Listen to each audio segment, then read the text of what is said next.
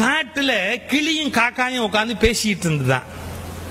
அப்ப காக்காயை பார்த்து கிளி சொல்லிச்சான் ரொம்ப திமிரா, யூ டைரக்ட்லி காக்காய் தள்ளி உட்காரு. காக்கா கேட்டுதான், ஏன் இப்படி நான் இன்சல்ட் பண்றேன், நீ பிளாக் அண்ட் ஒயிட் நான் மல்டி கலர், ஏன் கலர்னா ஒசியான்னா. ஆமா, தமிழ்நாட்டில் இலவச டிவி கொடுத்த போது அவன் கலர் டிவி தான் கேட்டானே ஒழிய பிளாக் அண்ட் ஒயிட் டிவி அவன் வாங்கிட்டானா. அதனால கலருக்கு தான் மரியாதை ஜாஸ்தி, பிளாக் அண்ட் ஒயிட்னா மரியாதை இல்லை அப்படின்னு காக்காயை சொன்னா. காக்கா சொல்லிச்சு, என்னமோ தெரியலப்பா, என்ன கடவுள் படைக்கும் போது கரண்ட் கட்டா போச்சோ என்னமோ, நான் கருப்பா போயிட்டேன், அது ஒரு பெரிய விஷயமா அப்படி பேசிக்கிட்டு இருக்குது காக்காயும் கிளியும். அப்ப வேட்டைக்கு வந்தான் பாருங்க, அவன் என்ன பண்ணிட்டான், நேரா வந்தவன் கபக்குன்னு கிளியை பிடிச்சிட்டான். வேட்டைக்கு வந்தவன் கிளி தான் பிடிப்பான், காக்காயை பிடிப்பேன். காக்கா பிடிக்கிறதா ஊர்லயே பிடிக்கலாமே, காட்டுல போய் என்ன பிடிக்க வேண்டியிருக்கேன்.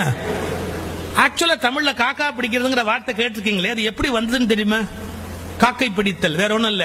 ஒருத்தன் கால் கை பிடித்தாவது வாழ்க்கையில முன்னுக்கு வருது. கால் கை பிடித்தல், காக்கை பிடித்தல், காக்காய் பிடித்தல்னு போச்சு. தமிழ் அது எப்படி ரூட் வந்ததுங்கிறதுக்கு.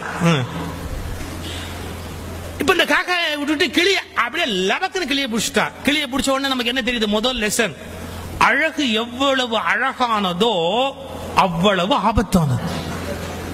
எவ்வளவு அழகானதோ அவ்வளவு ஆபத்தானது இல்லையா? காக்கா மாட்டிச்சு, கிளி மாட்டிச்சு. கிளியை பிடிச்சி நேரம் வீட்டுல கொண்டாந்து வச்சுக்கிட்டு அந்த கிளிக்கு பேசுறதுக்கு பழக்கிறா. இந்த காக்கா பின்னாடியே வந்து என்னன்னு பாக்குது. இந்த கிளிக்கு என்ன சொல்லி கொடுக்குறான்? குட் மார்னிங் சொல்லு அப்படி கத்து கொடுக்குறான். கிளிக்கு வரல. பூண்டு இருக்கு இல்லையா, கார்லிக், பூண்டை சுட்டு நாக்குல வச்சு கிளிய பேச பழக்குவானா. இந்த பூண்டை தூக்கி கிளி நாக்குல வச்சு கீச்சு மூச்சுன்னு கத்துது. அன்னைக்கு அமாவாசை காக்காய்க்கு வாசல்ல சோறு வச்சிருக்கேன்.